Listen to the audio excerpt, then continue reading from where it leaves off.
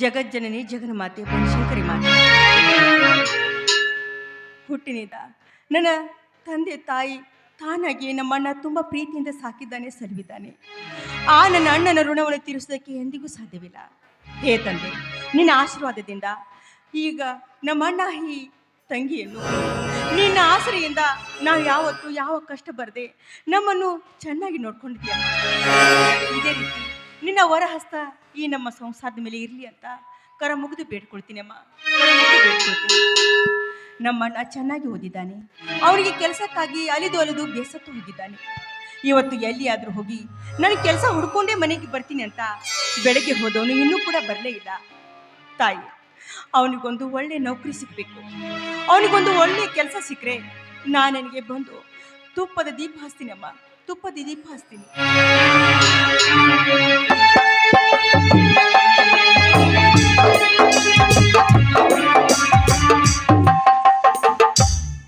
ಮಂಗಳ, ಪೂಜೆ ಆಯ್ತೇನಮ್ಮ? ಬಾಣ, ಇದೀಗ ತಾನೇ ಪೂಜೆ ಮುಗಿಸಿದ್ದೇನೆ, ಪ್ರಸಾದ ತೆಗೆದು.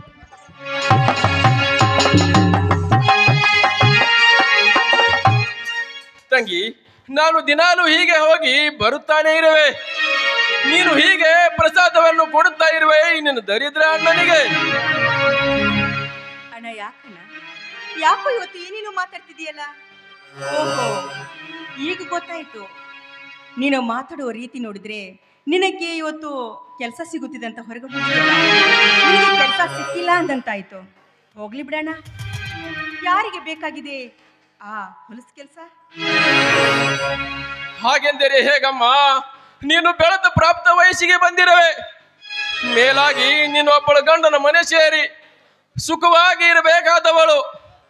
ಅದಕ್ಕೆ ನಿನ್ನ ಮದುವೆಗಾದರೂ ಹಣ ಬೇಕಲ್ಲವಮ್ಮ? ಅಣ್ಣ, ಯಾಕಣ್ಣ ಇಷ್ಟು ಬೇಗನೆ ನನ್ನ ಮದುವೆ ವಿಚಾರ ಮಾಡ್ತಿದೀಯಾ?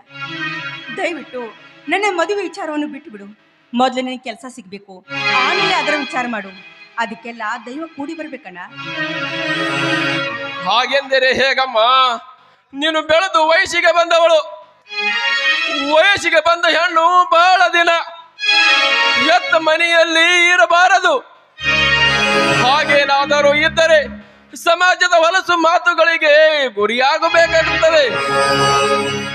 ಅಣ್ಣ, ನಾನಾದ್ರೂ ಏನ್ ಮಾಡ್ಲಿ, ನೀನೇ ಹೇಳೋಣ.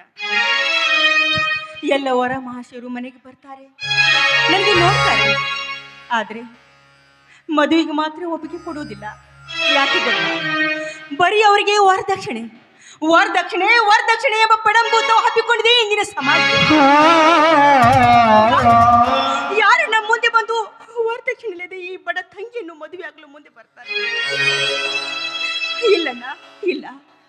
ಈ ಹೆಣ್ಣಿಗೆ ಸ್ವಾತಂತ್ರ್ಯ ಬಂದಿದೆ ಅಂತ ಎಲ್ಲರೂ ಹೇಳ್ತಾರೆ.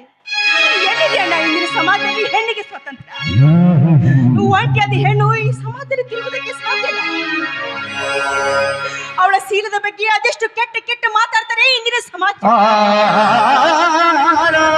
ಹೆಣ್ಣನ್ನು ಕೆಟ್ಟ ದೃಷ್ಟಿಯಿಂದ ನೋಡ್ತಾರೆ. ಅಷ್ಟೇ ಅಲ್ಲ, ವರದಕ್ಷಿಣೆ ಮದುವೆ ಮಾಡಿಕೊಂಡು ಯಾವ ಹೆಣ್ಣು ತಾನೇ ಸುಖವಾಗಿದ್ದಾರೆ? ಸಾವಿರಕ್ಕೊಬ್ಬರು ನೂರಕ್ಕೊಬ್ಬರು ಚೆನ್ನಾಗಿದ್ದಾರೆ. ಪ್ರತಿಯೊಂದು ಮನೆಯಲ್ಲಿ ಹೆಣ್ಣಿಗೆ ಅದೆಷ್ಟು ಶೋಷಣೆ, ಕಂಡಲ್ಲಿ ಹೆಣ್ಣಿನ ಆತ್ಮಹತ್ಯೆ ಎಂಬ ವಿಷಯವನ್ನು ಕೇಳ್ತಾ ಇಲ್ಲ. ಆತ್ಮಹತ್ಯೆಗಳು ಕಡಿಮೆ ಆಗಿವೆ ನನ್ನ ಅಣ್ಣ. ಹೀಗಿರುವಾಗ ಹೆಣ್ಣಿಗೆ ಎಲ್ಲಿದೆ ಅಣ್ಣ ಸ್ವಾತಂತ್ರ್ಯ? ಈ ಜನರು ಹೆಣ್ಣಿನ ಬಗ್ಗೆ ಅರ್ಥ ಮಾಡಿಕೊಳ್ಳೋದಿಲ್ಲ. ಅವಳಿಗೂ ಒಂದು ಮನಸ್ಸಿದೆ, ಅವಳಿಗೂ ಒಂದು ಹೃದಯ ಇದೆ, ಅವಳಿಗೊಂದು ಆಸೆ ಆಕಾಂಕ್ಷೆಗಳು ಎಲ್ಲಿವಿದೆ ಅಂತ ಅವಳ ಭಾವನೆಗಳನ್ನು ಏಕೆ ಅರ್ಥ ಮಾಡಿಕೊಳ್ಳುವುದಿಲ್ಲ? ಮಂಗಳ, ನೀನು ಬೇಕಾದನ್ನು ಹೇಳಿದರೂ ಜನರು ಒಪ್ಪುವುದಿಲ್ಲಮ್ಮ. ಮಂಗಳ, ನನ್ನ ಆಸೆ ಇಷ್ಟೇ, ನೀನು ಸುಖವಾಗಿ ಇರಬೇಕು. ಅದಕ್ಕೆ ಈ ಸಲ ಈ ಮನೆ ಮಾರಿ ನಿನ್ನ ಮದುವೆಯನ್ನು ಮಾಡಿಬಿಟ್ಟರೆ ಆಮೇಲೆ ನಾನು ಹೇಗಾದರೂ ಜೀವನ ಸಾಗಿಸಬಹುದಮ್ಮ, ಜೀವನ ಸಾಗಿಸಬಹುದು. ಏನ್ ಹೇಳ್ತಿದೀಯಾ? ಈ ನಿನ್ನ ತಂಗಿ ಅಷ್ಟೊಂದು ಬುದ್ಧಿಗಿಡಿ ಅಂತ ತಿಳ್ಕೊಂಡಿದೀಯೇನು? ಅಣ್ಣ, ನನ್ನ ಹೆತ್ತ ತಂದೆ ತಾಯಿಗಳು ನಮ್ಮನ್ನು ಕೈ ಬಿಟ್ಟು ಹೋದಾಗ ನಮಗೆ ಆಸರೆ ಅಂತ ಈ ಮನೆ ಬಿಟ್ಟು ಹೋಗಿದ್ದಾರೆ. ಏನ್ ಹೇಳ್ತಿದ್ಯಾ? ಈ ಮನೆಯನ್ನು ಮಾರಿ ನನ್ನ ಮದುವೆ ಮಾಡ್ತಿದೀಯಾ?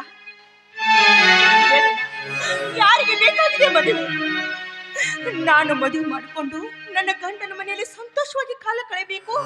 ನೀನು ಬೀದಿ ಬೀದಿಯಲ್ಲಿ ತಿರುಗಿ ಬಿಡಬೇಕಾ? ನಾನ್ ಮದುವೆ ಮಾಡಿಕೊಂಡು ನಿನಗೆ ಬೀದಿ ಪಾಲು ಮಾಡ್ಬೇಕಾ? ಇಲ್ಲ, ನಾದೆಂದಿಗೂ ಸಾಧ್ಯವಿಲ್ಲ, ಸಾಧ್ಯವಿಲ್ಲ. ಮಂಗಳ, ನಾನು ಗಂಡು, ಎಲ್ಲಾದರೂ ಹೇಗಾದರೂ ಜೀವನ ಸಾಗಿಸಬಹುದು.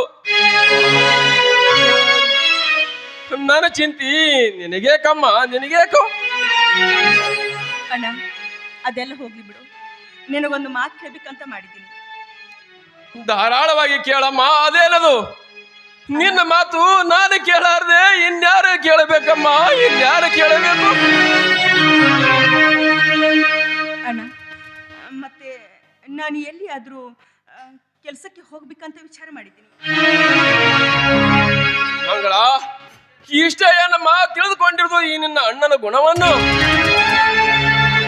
ನೋಡಮ್ಮ, ನಿನ್ನನ್ನು ಕೆಲಸಕ್ಕೆ ಕಳಿಸುವಷ್ಟು ಕಠೋರವಾದ ಮನಸ್ಸು ನನ್ನದಲ್ಲಮ್ಮ, ನನ್ನದಲ್ಲ. ಮೇಲಾಗಿ ನೀನೊಂದು ಹೆಣ್ಣು. ಅಣ್ಣ, ಹೆಣ್ಣಾದ್ರೇನು ಗಂಡಾದ್ರೇನು ದುಡಿದು ತಿಂದರೆ ಏನಾಗುತ್ತೆ ಅಣ್ಣ? ಸ್ವಲ್ಪ ಹೊರಗಿನ ಪ್ರಪಂಚ ನೋಡು. ಯಾವ ಹೆಣ್ಣು ದುಡಿದು ತಿಂತಾ ಇಲ್ಲ. ಹೀಗಿರುವಾಗ ನಾನು ಒಂದು ಹೆಣ್ಣು ತಾನೆ, ನಾನು ದುಡಿಬೇಕಣ್ಣ. ದುಡಿತಿದ್ರಲ್ಲಿ ತಪ್ಪೇನಿದೆ? ಮಂಗಳ, ಸುಮ್ಮನೆ ಏನೇನೋ ಮಾತಾಡಿ ಯಾಕಮ್ಮ ನನ್ನ ಮನಸ್ಸು ನೋವಿಸುವೆ? ಮಂಗಳ, ಒಂದು ವೇಳೆ ನಾನು ಸತ್ತರೆ ಆಮೇಲೆ ನೀನು ಬೇಕಾದನ್ನು ಮಾಡಮ್ಮ, ಬೇಕಾದನ್ನು ಮಾಡು. ನಿನ್ನನ್ನು ಕೇಳುವಲು ಯಾರು ಬರ್ತಾರಮ್ಮ, ಯಾರು ಬರುತ್ತಾರೆ? ನಾನು ಬದುಕಿರುವವರೆಗೂ ನಿನ್ನನ್ನು ನೋಡಿಕೊಳ್ಳುವ ಭಾರ ನನ್ನದಮ್ಮ, ನನ್ನದು.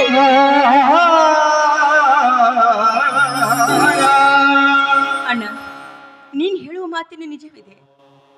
ನಾನು ತವರು ಮನೆಯಲ್ಲಿ ಆನಂದದಿಂದ ನಾನು ಸಂತೋಷವಾಗಿರ್ಬೋದು. ಆದ್ರೆ ನಾನು ಮದುವೆ ಮಾಡಿಕೊಂಡು ನನ್ನ ಗಂಡನ ಮನೆಗೆ ಹೋದ್ಮೇಲೆ ಅಲ್ಲಿ ನಾನೇನಾದ್ರೂ ಕೆಲಸ ಮಾಡದೆ ಹಾಗೆ ಇಲ್ಲಿ ಕುಳಿತು ಹಾಗೆ ಅಲ್ಲಿ ಕುಳಿತುಕೊಂಡ್ರೆ ಸುಮ್ಮನೆ ಇರ್ತಾರ? ಯಾಕಮ್ಮ, ನಿನ್ನ ತವರು ಮನೆಯಲ್ಲಿ ಇದೇ ಹೇಳಿಕೊಟ್ಟಿದ್ದಾರೆ ಅಂತ ಜನರು ಬಣ್ಣು ಮಾಡಿ ತೋರಿಸ್ತಾರೆ. ಅದಕ್ಕೆ ಹಿರಿಯರು ಹೇಳಿಲ್ವೇನು, ತವರು ಮನೆಯೇ ಹೆಣ್ಣಿಗೆ ಪಾಠಶಾಲೆ? ಇದು ನಿಮ್ಗೆ ಗೊತ್ತಿಲ್ವೇನು? ಮಂಗಳ, ನೀನು ಏನೇ ಹೇಳಿದರೂ ಸರಿ, ಆದ್ರೆ ನಾನು ಮಾತ್ರ ನಿನ್ನ